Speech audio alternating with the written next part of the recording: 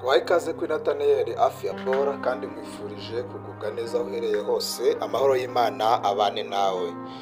Ubundi imibonano mpuzabitsina ku bashakanye ni kimwe mu bikorwa by'ibanze bihuza umugabo n'umugore, kandi bikanababera inkingi ikomeye yo gukomeza urugo rwabo. Iyo itameze neza rero usanga akenshi hari ibibazo bya hato na hato bigenda biza biturutse kuba hari ikibazo cy'uko icyo gikorwa kitari kugenda neza. Niba rero wifuza ko iki gikorwa cyo gutera akabariro cyabagendekera neza mu muryango wanyu, niba wifuza kuryoherwa n'iki gikorwa cyo gukora imibonano mpuzabitsina kandi ukanyurwa, uzirinde gukora amakosa yo kurya ibi biryo, cyangwa se uzirinde gukora ibi bintu ngiye kukubwira mbere yo kubikora cyangwa se mbere y'uko icyo gikorwa kibaho amasaha 2 ugiye gutera akabariro. Bose ibi bintu ugende ubyirinda, nibyo ngira ngo tuganireho. Rero reba aho handitse subscribe wakore, hanyuma wiyandikishe kugira ngo tujye tubana muri iri shuri ry'ubuzima. Hanyuma wanareba aho handitse hari like ukahakora, kandi ukaba wanasangiza inshuti zawe iki kiganiro kugira ngo nabo bagende bunguka ubu bumenyi ku buzima bwacu ukoze share. Ubundi ikintu cya mbere ugomba kwirinda mbere yo kukirya, hanyuma amasaha 2 ataranashira ugahita ujya muri icyo gikorwa cyo gutera akabariro, ni ibishyimbo. Ibishyimbo bose turabizi ko ni ibiryo byiza, nta nubwo ari ngombwa kukubuza kubirya, ni byiza. Ariko ibishyimbo buriya biza ku isonga mu kubangamira igikorwa cy'imibonano mpuzabitsina, cyane cyane iyo abantu babiriye ako kanya bagahita binjira muri icyo gikorwa cyo kuryama nyine kugira ngo bakore imibonano mpuzabitsina. Kuko buriya ibishyimbo biri mu biribwa birushya igifu cyane mu igogorwa cyangwa se mu gukora digestion yabyo.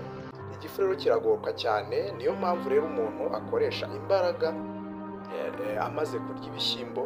Umuntu buri gukoresha imbaraga nyinshi amaze kurya ibishyimbo aba yangiza igifu cyane, kuko buri igifu nacyo kiba gifite ibintu by'umunaniro kubera ibyo bishyimbo, ndetse buriya ashobora no kumva ababara mu nda, maze bigatuma igikorwa kitagenda neza. Ibyo ni ibintu abantu bagomba kumenya. Icya kabiri ugomba kwirinda mbere yo gukora imibonano mpuzabitsina mu masaha 2, mbere y'amasaha 2, ni ibintu bikomoka ku masukari, isukari nyinshi cyangwa se shokora.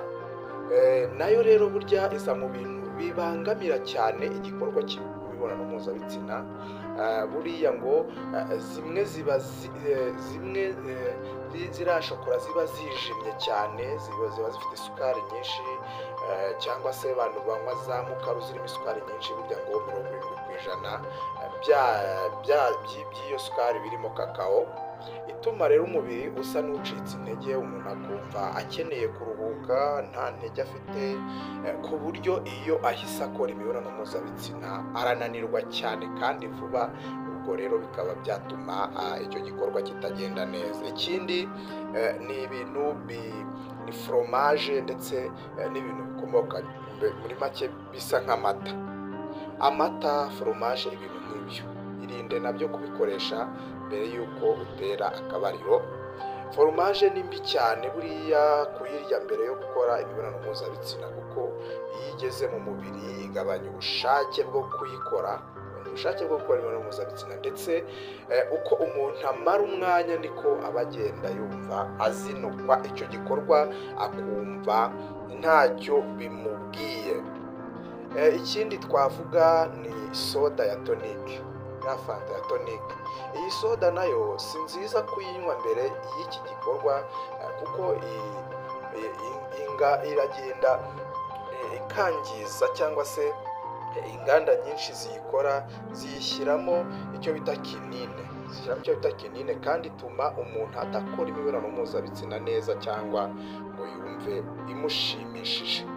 Hari icyo bita sosiso, abantu barazizi cyane. Sosiso buriya nayo iri mu bintu ibujijwe kuko ibangamira imibonano mpuzabitsina, kuko nayo igabanya ubushake bw'imbaraga zo kuyikora, cyane cyane ku muntu wariye irenze imwe.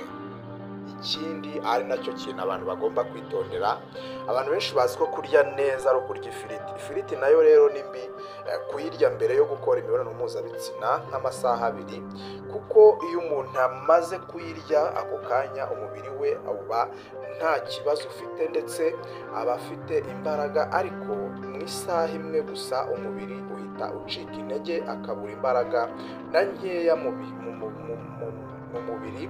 Niyo mpamvu nayo ibujijwe, kuko ashobora kurangiza iki gikorwa nta ntege na nkeya asigaranye cyangwa se usigaranye, ukaba wanamera nk'umurwayi kuko nta mbaraga uba ufite.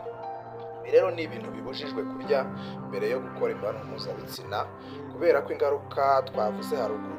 Ibyiza rero ni uko abagiye kuyikora bagomba kwirinda ibi biribwa, kandi nk'uko twabivuze haruguru, ibi biribwa ntabwo kubirya ari ikibazo, ahubwo ni ukubirya hanyuma amasaha 2 atarashira ugahita ujya muri icyo gikorwa cyo gukora imibonano mpuzabitsina. Ubwo rero abantu bagomba kubyumva kandi mukabiha agaciro, kuko ibi bintu ni ingirakamaro kubyumva. Iyi nkuru tuyikesha urubuga rwitwa Full nirwo twakuyeho iyi nkuru, kandi uru rubuga rurizewe cyane. Abantu rero murasabwa kuba mubikurikiza. Ndabakunda cyane kandi mbifurije kugubwa neza. Mwibuke gukora subscribe. Imana ibahe umugisha.